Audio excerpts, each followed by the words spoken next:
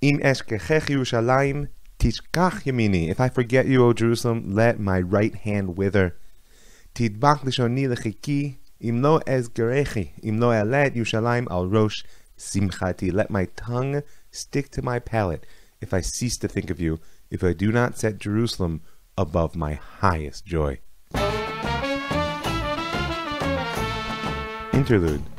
Jerusalem, the once and future city. That opening line I just read is actually a quote from Psalms. It's from the same chapter in Psalms, which is by the rivers of Babylon, where we sat and wept as we remembered Zion. It's the sound of exile. It's the sound of a people already looking backwards at Jerusalem.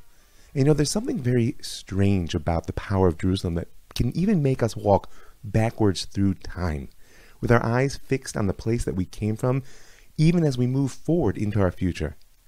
And it was Daniel that set that pattern for us. You remember Daniel? Way back when we started this story, it's about a boy who's far from home, feeling lost, but he has a dream about where he came from and where he's trying to get back to.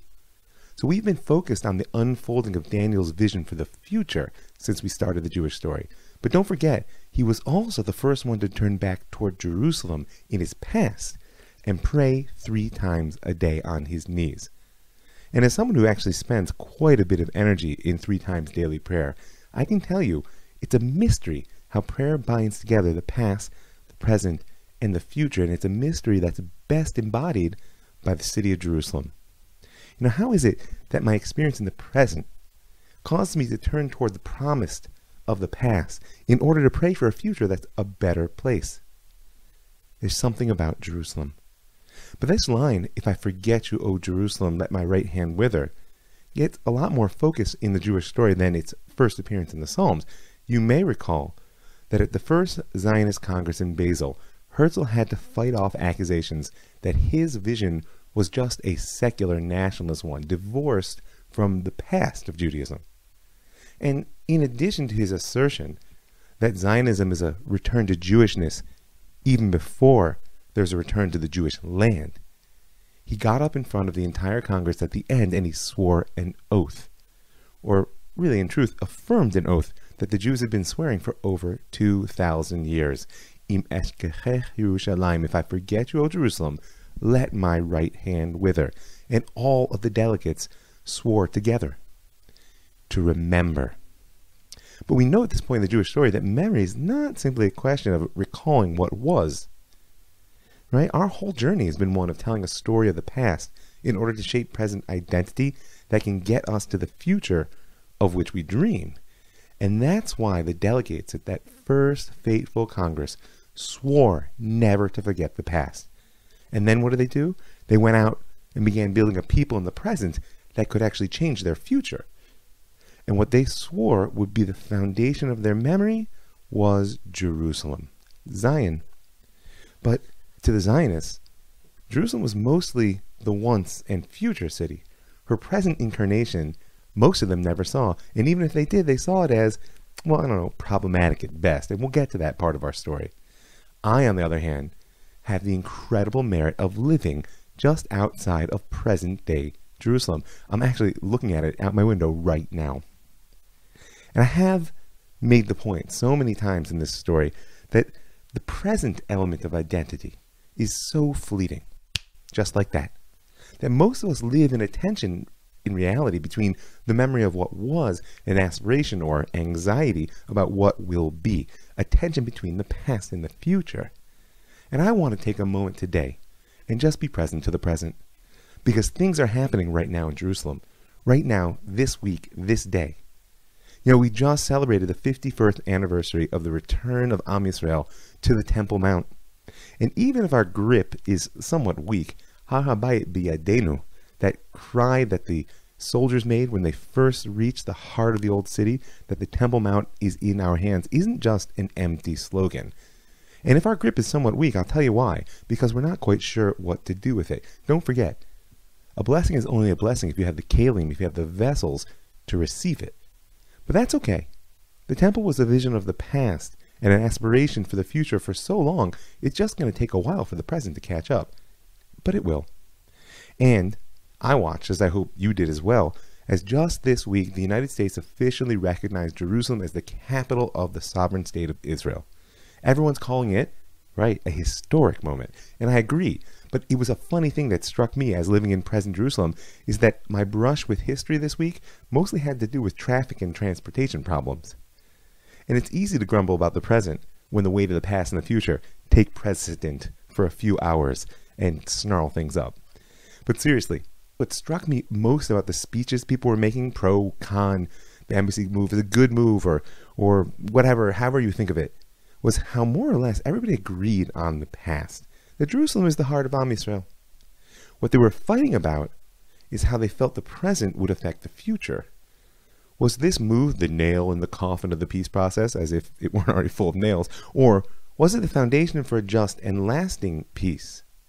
Now, I'm not going to weigh in on either right now, but I do want to share this thought from the nationalist leader Zev Jabotinsky.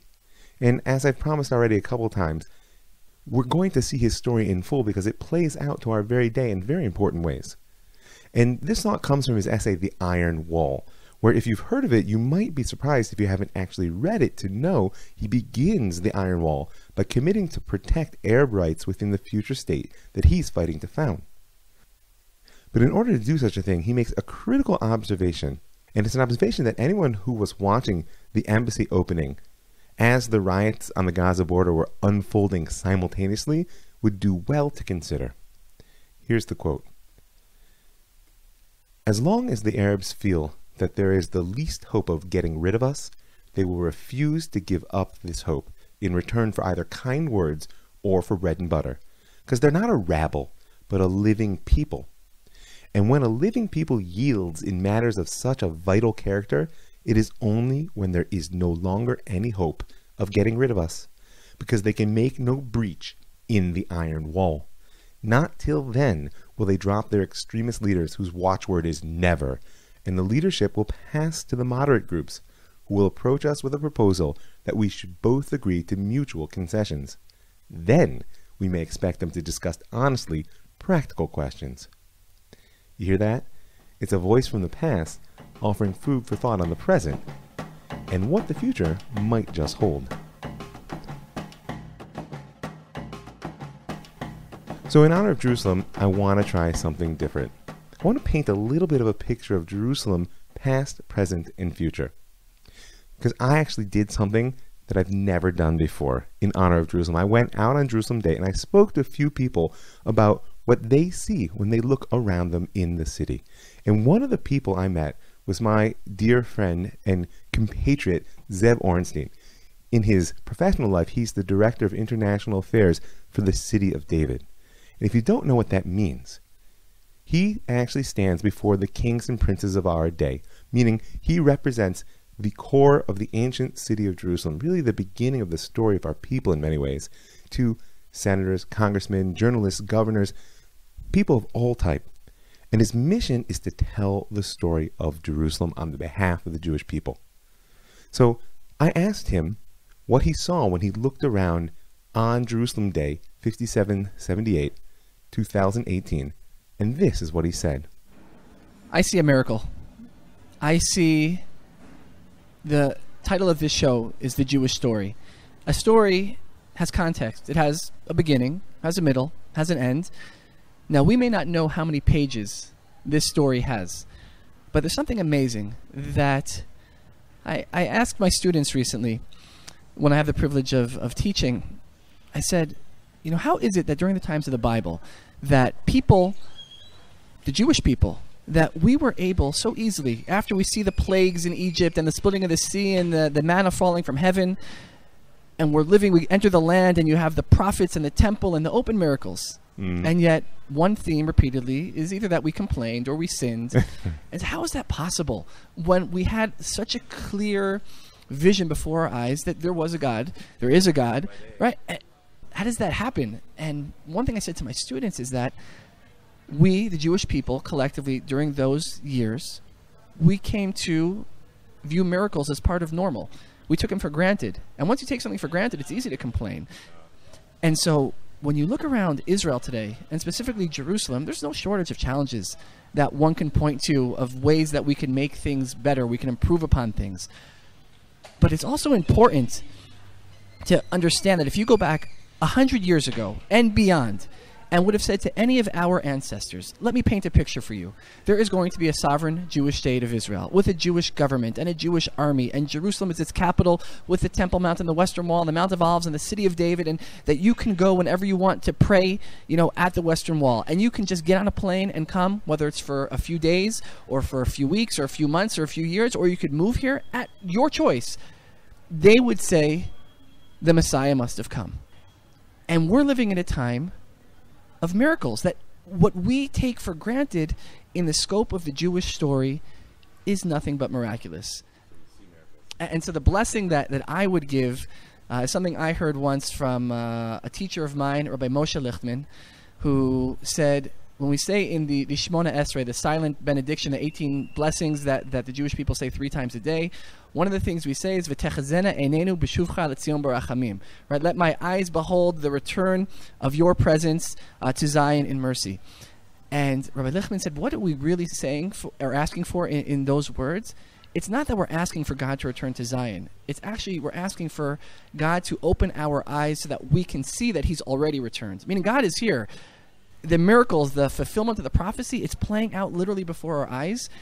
And what we're asking, and on this day, Jerusalem Day, once a year at least, let us be able to look past all the challenges, all the work that still needs to be done, and be able to see everything that has and is happening before our eyes. So Jerusalem today is complex because it's real. It's a capital city, not just a memory or a dream. And trust me, I know that Jerusalem today needs a lot of work. Socially, economically, religiously, even aesthetically, it could use some serious help. And I often think that the problem with the aesthetics in our wonderful country is that everything is either 1,000-year-old ruin or a building that was thrown up 50 years ago in order to last until things finally settled down and we could worry about how it actually looked. Jerusalem has very little of the lived-in, organic beauty that I have experienced in other places, because the present is so brief when compared to the length of the past or the weight of the future.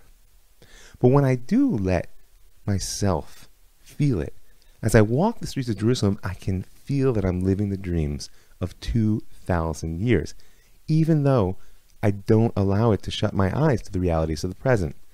On the contrary, my attitude is that the merit of living these dreams makes me want to fulfill the promise of what Jerusalem could be. But there's a time to be critical and a time, like Zev said, just see the miracle, to let yourself be wowed. Tomorrow, maybe even tonight, we'll take our critical visions and we'll fight to make it better. But today, let's celebrate the miracle.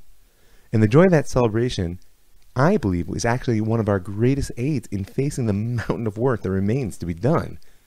So, like I said, I went out on the streets of Jerusalem on Jerusalem Day, and I didn't just speak with my friends. I got to tell you, I was way out of my comfort zone. And kol hakavod, all the honor to the people who do these types of things regularly, but I found it incredibly challenging to walk up to strangers on the street with a microphone in my hand and say, hey, what do you see when you're looking around?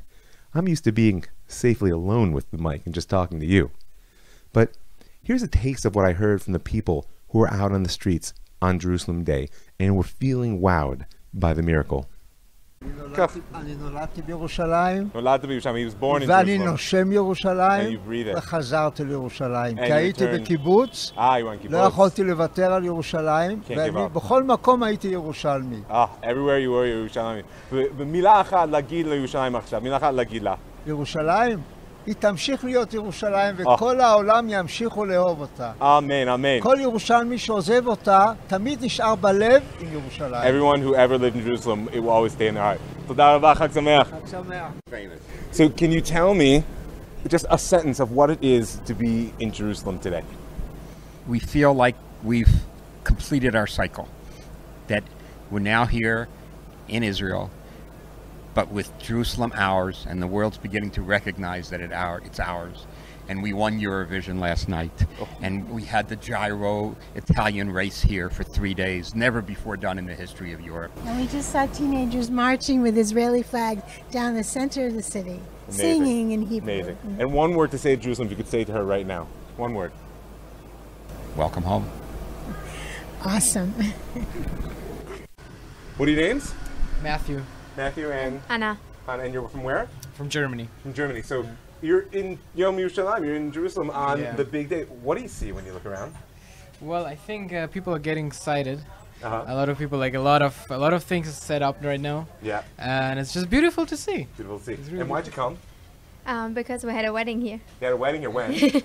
on Yom Rishi, like a week ago. Oh my Rishon. gosh, you guys are still king and queen. I'm standing here with the king and queen of Jerusalem. Beautiful. so if you could say one word to the city, one word to give her, what would it be? Either in whatever language you like. It's just I love One the word. city. Come on, challenge yourself. Wow, that's hard. That's just love. Yeah, city of our heart. Oh, thank you. Thank you so much. Mazal tov. Thank you very much. יום ירושלים, מה אתה רואה ברחוב? מה אני רואה כרגע ברחוב? Okay, what do you see? You can see many people come to celebrate Jerusalem. Mm-hmm. And it's a great city. I was living in Jerusalem all my life. Oh, you're born here? Yeah, born here. And I love this city and the people. אז מילה אחת להגיד ירושלים, איזה מילה? אחת. Unique. What do you see in Jerusalem today? It's Jerusalem Day today. Jerusalem is a golden, golden city, and it makes me cry. A golden city. Beautiful. You're at Jerusalem on Jerusalem Day. What do you see out there today? I see Jerusalem's coming out, and we were coming out early today because there will be no buses from 3 o'clock till 8 o'clock today. That's right. I stayed up until 2 o'clock to watch the Eurovision, and that's a special thing for Yom Yerushalayim, a gift that we got for Yom Yerushalayim. Beautiful. I'm here 46 years from New York, and And if you could say one word to Jerusalem as a city, what would you say to her? she's special. There's nothing like it in the world. Beautiful. Thank you so much. Today is a very special day. Today is the redemption of Jerusalem. I ask people all over the world that come to Jerusalem and tell them about the importance and the holiness that there is in Jerusalem. Bezrat Hashem, one word, if you could say to Yerushalayim, the city, one word, what would you say to her today? She's beautiful. Oh. She get more and more beautiful in the years that pass. Amen. Amen. Thank you so much. So that's a little bit of what Jerusalem sounds like in the present. Maybe not every day, but at least today when we can let ourselves see the miracle.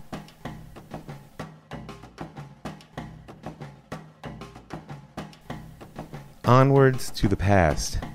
If you've been listening to the Jewish story for a while, you know that I can speak endlessly about what was. But I've taken your attention for weeks, months, for some of you, years.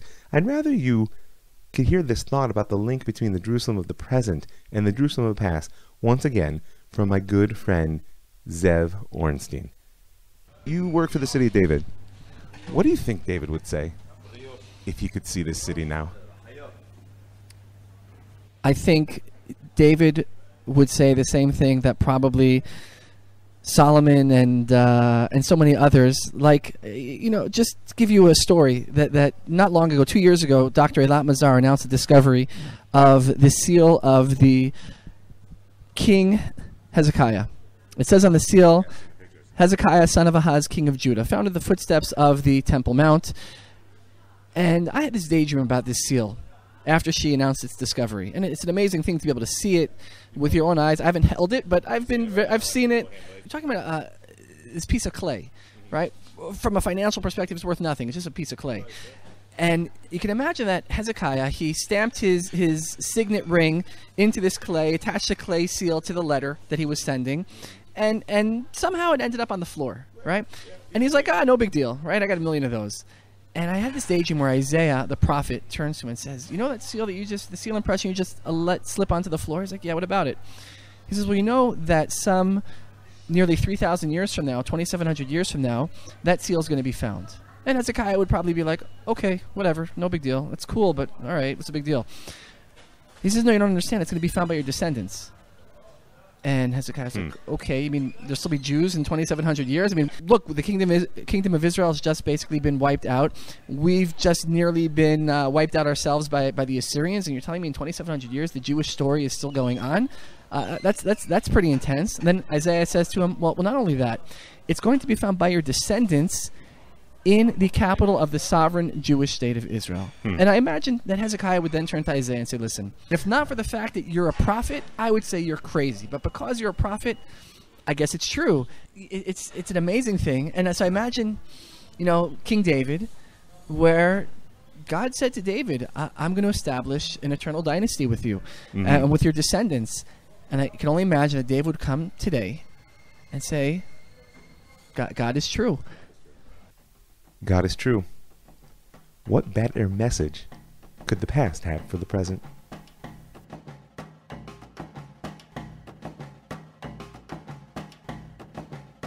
So what do I see when I look into the future? Well, anything is possible. And for full disclosure's sake, I want to tell you that I am an apocalyptic optimist, which is kind of a fancy way of saying that I'm pretty sure things are going to get worse before they get better, but I'm very sure that they will get better at some point. And I believe in salvation, so I've got hope. So anything's possible, but not everything is in our hands. And it really does look like it might get worse first, but it definitely is going to get better, people. I don't have to promise you, it's been promised. So, and in my eyes, looking into the future is not a passive act. Even if I'm trying to take the sort of analytic pose of reading the writing on the wall and telling how the future emerges from the past through the present, it's not just a question of decoding. Because sometimes looking into the future is actually choosing to see what ought to be, and through that very choice, bringing it into being. In my eyes, this is the secret of the connection that always exists between Yerushalayim shel Mala and Yerushalayim shel Mata, Jerusalem above and Jerusalem below. And if you're interested in the topic, you can always send me an email. I'll shoot you a little source sheet. But for now, Jerusalem above, shel Mata, looks like our vision of the future. And whether that vision is a dream of the world not yet seen, or it's an idea of an idealized past that we once had, or both. And Jerusalem below looks like the present, which always depends on how you see it. Good, bad, ugly, and beautiful. But Lamala and Mata, above and below, are always connected. So looking to the future in Jerusalem is never just a passive observation. Sometimes it's a seeing into being. You have to have what Reb Shlomo called Messiah eyes. Right? That doesn't mean you're looking at the world through rose-colored glasses. It's meaning you choose to see that which you believe ought to be, and that act of seeing brings it into being. It works with people, and it can work with the city as well. And the fact that Jerusalem above is always connected to below also connects past, present, and future in a way that can shape the world as a whole. Because if I only look at the imperfections of Jerusalem present, I can be easily overwhelmed. I mean, it's a crazy city out there. I've been living around here for about 17 years. I've seen blood in the streets. And I'm praying every day to see a house of prayer for all people, but I'm well aware that the only name for an interfaith gathering on the Temple Mount these days is a riot. But if I can see Jerusalem present in light of her past, things open up a bit. I moved to Rachamim, to a bit of compassion. I have mercy. Gotta have mercy. Gotta have mercy on Jerusalem. You gotta have mercy on Am Yisrael. And frankly, true compassion is the ability to place whatever or whomever that's standing before you in the context of the journey that they took to get to wherever you find them. And who doesn't deserve compassion for the challenges they've had to overcome in the winding path that life offers? And who more so than Jerusalem and her people Israel? Rahmanut, people, you gotta have some mercy. It's been a long road. But as beautiful as mercy and critical as it is, it's not the only power offered by looking at Jerusalem present in light of Jerusalem past. Because her more recent event can offer hope as well. I mean, aside from what I see to be the revealed miracles of the times that we've merited, just the very change and growth she's undergone with the return of her people shows that the future is unbounded. What is does not define what will be. So the past can move us in the present to Rachamim, and it can also give us a little bit of hope for the future. But looking at Jerusalem present in light of Jerusalem future, that can move us to action. Because if I choose to see the sparks of redemption that are scattered through the city, and whether you think that they're all over the place or whether you think they're terribly rare, Then, when I see the warts of the present, which are all too present, they become a call to action instead of a source of shame. Shame is disempowering, but a little bit of righteous indignation and a sense of honor of what the city is worth can really get you moving. The vision of Jerusalem above, which is this holy city, right? This city which is worthy of better, demands of me that I not hide from Jerusalem below, but learn to look it in the face and see a better world into being. So, what does the future look like? Well, in the context of the Jewish story, we've been talking about this primary tension between cosmopolitan and nationalist visions for the Jewish people. But as I've already hinted at, this is really just a reflection of a more essential struggle between Prat and Klal, between the particular and the universal, that actually underlies creation in general, and Jerusalem in specific. Well, after all, is it the capital of the Jewish state, of the people Israel, or is it the holy center of the world?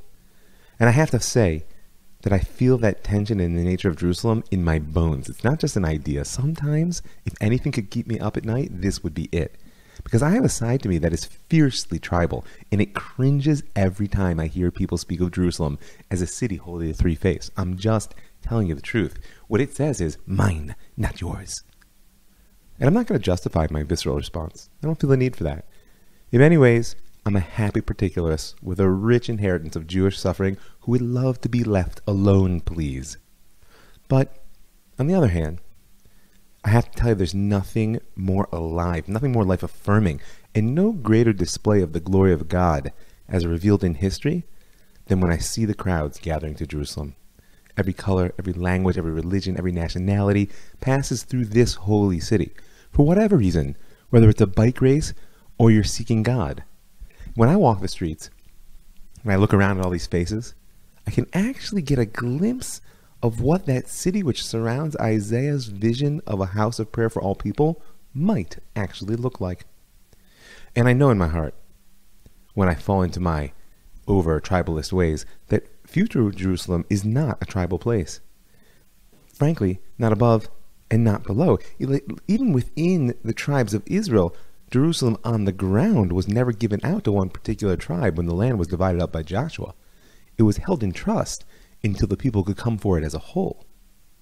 But when I say I have a deep-seated reaction to universalizing Jerusalem, you should know that one of the most frightening arguments I ever had with my wife was triggered by whether Jerusalem was the capital of Am Yisrael or a city that belongs really at the head of the whole world. Now, it may sound strange, but I shared that thought with a student the other day, and his answer was simple and direct. Can't it be both? And it's not like I'd never heard that, or hadn't thought it myself in some of my sunnier days, but for some reason when he said it this time, I could see it just a little bit more. If I felt at home, I know I could play host to the world. And if we felt at home as a people, I know we could play host to more than the world. We could play host to the Shekhinah, to God's presence as it returns to Zion. And then, once that happens, maybe Jerusalem really could belong to both Am Yisrael and the whole world. Undivided political capital of the Jewish nation state, an unbounded spiritual capital of the world. A place where above and below meet, where past informs the present and present is moving toward the future, uniting humanity into one species of many nations. And please let it be soon, let it be now, with a house of prayer for all peoples at its heart. I just want to thank a few people. I want to thank the people who give their hard-earned money to make this show freely available and widely spread and even just possible. And I want to invite you to join them. Go right now to ravmike.com, and up in the right-hand corner you can see a Be a Patron button, and click that through for a little bit of per podcast support. I want to thank the Land of Israel Network, that's thelandofisrael.com, for creating a platform that allows me to reach so many amazing people. I want to thank the Pardes Institute, pardes.org.il, for building a place that I can call home and where I can touch the hearts and minds of so many wonderful Jews. And I want to thank you for listening. I'm Rav Mike, and this is the